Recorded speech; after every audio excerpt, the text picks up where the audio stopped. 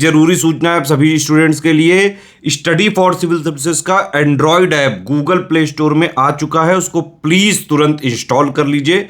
और अगर आप स्टडी फॉर सिविल सर्विसेज के सिर्फ ऐप से कोई भी कोर्स, कोई भी पीडीएफ परचेस करते हैं तो उसमें अप्लाई कूपन, अगर आप ज्ञान सर जो है आप उसमें अप्लाई करते हैं, ये कूपन कोड है, तो उसमें 20% फीस तुरंत माफ हो जाएगी, मतलब 20% डिस्काउंट तुरंत उसमें लग जाएगा।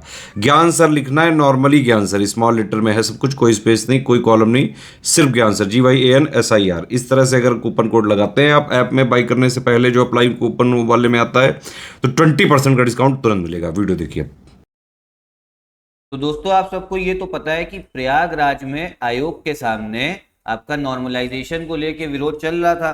तो जो न्यूज़ है वो न्यूज़ सामने ये निकल के आ रही है कि जो आपका नॉर्मलाइजेशन की जो डिमांड थी कि बच्चे कह रहे थे कि नॉर्मलाइजेशन ना हो, ये आपका यूपी PSC आयोग ने मान ली है। ठीक है, अब जब मान ली है तो एग्जाम आपका आयोग को पहले कब कराना था? वो कराना था आपका 7-8 दिसंबर के आसपास। ठीक है, और ये आपका कराना था 2 शिफ्ट में, जैसा कि आपको पता है। अब आप ये बताओ, जब नॉर्मलाइजेशन की डिमांड इन्होंने मान ली है कि नॉर्मलाइजेशन नहीं होगा, ठीक है, आयोग ने मान लिया, ऐसी न्यूज़ सामने निकल के आ रही कि नॉर्मलाइजेशन नहीं होगा, तो एग्जाम आपका एक ही दिन कराना होगा। लेकिन सबसे बड़ी आपका चैलेंज आयोग के सामने तो यही था कि सेंटर ही नहीं थे आयोग के पास में। तो सबसे बड़ा रीजन जो 2 शिफ्ट में कराने का था कि वो सेंटर नहीं मिल पा रहे थे, कितने 5.5 लाख बच्चों के लिए। तभी आयोग कह रहा था कि हम भैया क्या करेंगे, एग्जाम 2 शिफ्ट में कराएंगे, क्योंकि 5.5 लाख बच्चों के लिए सेंटर नहीं थे जिन्होंने PCS का पेपर भरा था। तो अब जब डिमांड मान ली है कि नॉर्मलाइजेशन नहीं होगा, तो एग्जाम तो भैया फिर एक ही शिफ्ट में कराना है, उसके लिए सेंटर होने चाहिए। तो दिसंबर महीने में तो भैया ऐसा लग रहा है कि सेंटर जो है मिलना एकदम इम्पॉसिबल है। इसके बाद बचता है आपका जनवरी। ठीक, जनवरी से आपका कुंभ का मेला स्टार्ट है, फरवरी तक चलेगा। मार्च में आपका बोर्ड का एग्जाम। ठीक है, अब बोर्ड का एग्जाम होगा तो सिक्योरिटी उसमें भी देनी पड़ती है, जब वहां सिक्योरिटी जाएगी तो PCS के पेपर में इतनी नहीं रहेगी और लीक हो सकता है। तो इसीलिए आपका ये लगाया जा रहा है अजम्पशन, एक आपका अनुमान ये लगाया जा रहा है कि अब जो एग्जाम है ना ये आपका अप्रैल में होगा। कौन सा? PCS वाला, ये ऐसा अनुमान लगाया जा रहा है।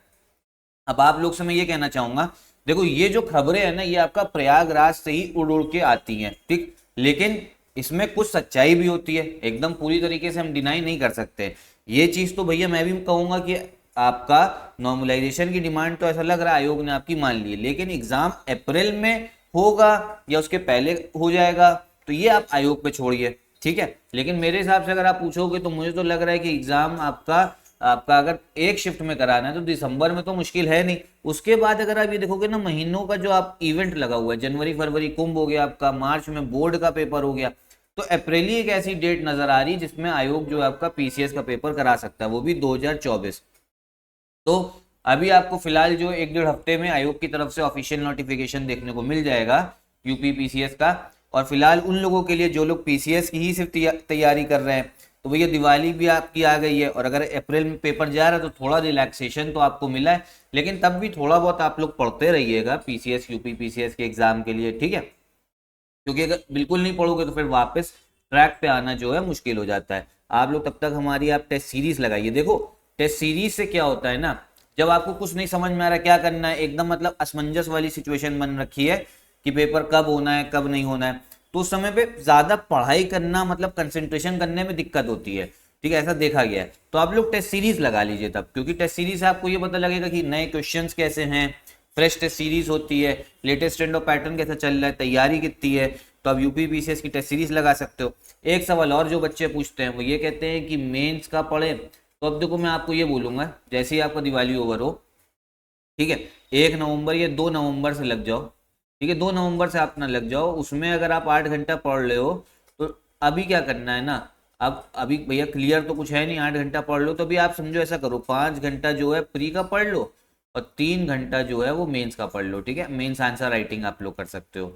ठीक, क्योंकि भैया एग्जाम अगर अप्रैल में जाएगा तो मेंस के लिए भी आपको अभी काफ़ी टाइम है, मतलब प्री के लिए काफ़ी टाइम है, मेंस तो बाद में होगा, तो मेंस की आंसर राइटिंग जो है वो भी प्रैक्टिस करना स्टार्ट कर सकते हो 3 घंटे।